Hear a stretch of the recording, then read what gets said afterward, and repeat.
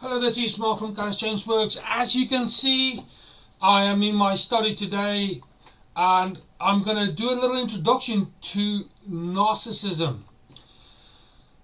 If you go on YouTube, you will see loads and loads and loads and loads of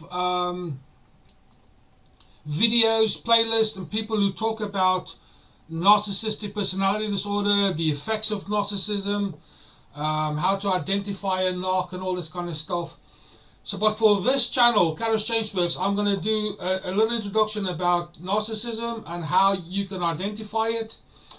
And then I'm going to work tremendously hard with personal experience, giving you real life examples. I've in the process of speaking to a few people who have survived the narc relationship just like myself. And I'm going to collect as much information as I possibly can to give you the best information that I can possibly muster together for you to become acquainted with the information, the effect, how it erodes you, etc., etc., for you to be informed on the narc. So, as an introduction, let's look at where it all started. And according to Greek mythology, there was this young chap called Narcissus who believed that he was the handsomest person in the world, and that he got to that place and he fell in love with himself, and he used to look at himself in any way possible in reflective objects such as water, glass, and all this kind of carry on, and that boosted his love for himself. And the whole attitude about narc is in Narcissist's opinion is he would look at himself in water and he became utterly self-absorbed. So when we look at the narcissist, where this particular name obviously comes from Narcissus, it is someone who is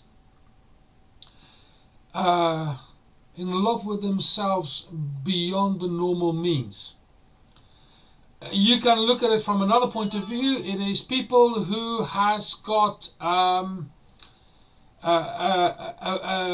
grandiose attitude towards themselves in terms of who they are. They are egocentristic. It's all about the I, the me. Narcissist is all about that. And a little bit of other background is, it says here that in 1898, Havelock Ellis was the first chap to identify and label this thing called narcissists.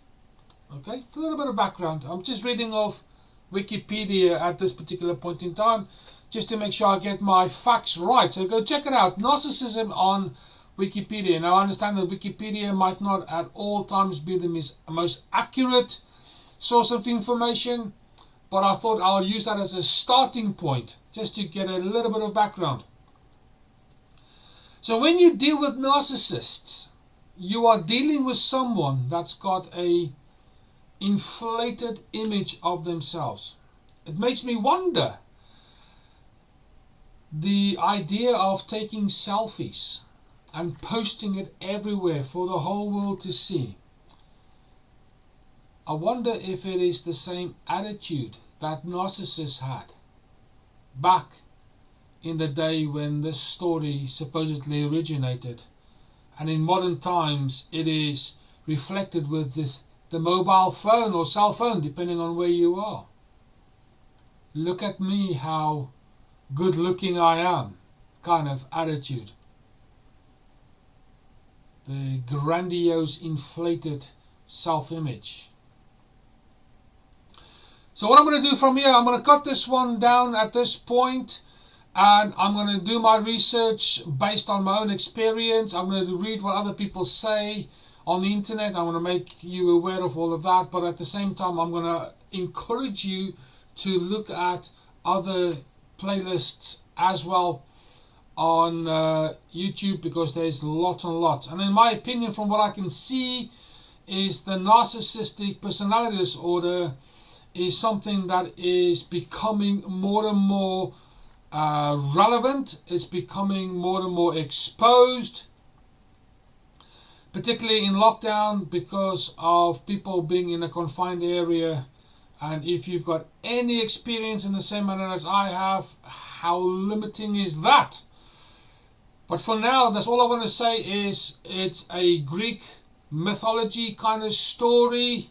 Narcissus, grandiose, selfie. I'm just going to give that to you at this particular point in time as a little bit of an introduction. All I'll say at this point is YouTube admin, and pick all when you hit bell, please. But for now, this is Mark from Courage Change Works, and I'll speak to you soon.